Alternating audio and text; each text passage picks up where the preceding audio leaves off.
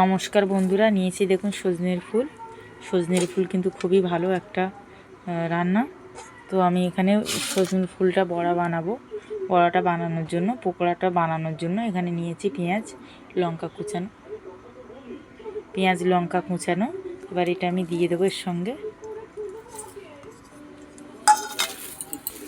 এবার আমি দিয়ে দেবো 2 চামচ কর্নফ্লাওয়ার। 2 চামচ কর্নফ্লাওয়ার দিয়েছি, আর 3 চামচ চালের গুঁড়ো দিয়ে দেবো।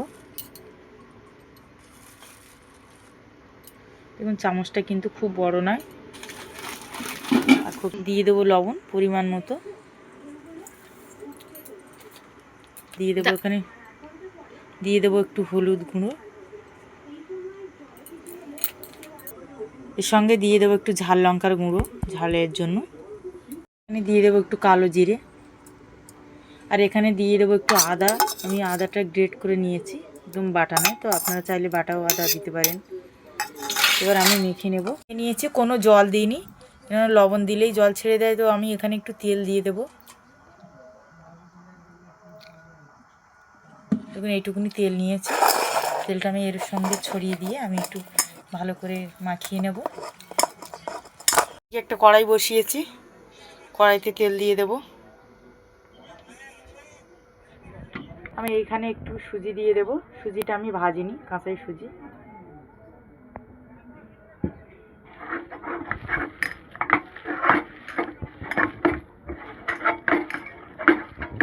এবার দিয়ে মেখে নেব। এই তেলটা গরম হয়ে গেছে, দেখুন তেলটা গরম হয়ে গেছে। এবার আমি দিয়ে দেব। গ্যাসটা কম আঁচ করে রেখেছি। এইভাবে সবগুলো দিয়ে দেব এরকমভাবে। দেখুন এক পিঠ ভাজা ভাজা হয়ে গেছে, এরকম একটু লাল লাল ভাজা হবে। এরকম এপিট ওপিট করে এরকম সব ভেজে তুলে নেব।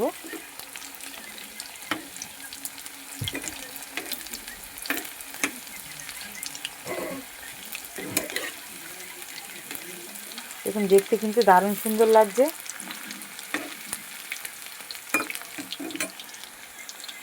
দেখুন এরকমভাবে সবগুলো ভেজে তুলে নেব, এরকম লাল লাল করে সবগুলো ভেজে তুলে।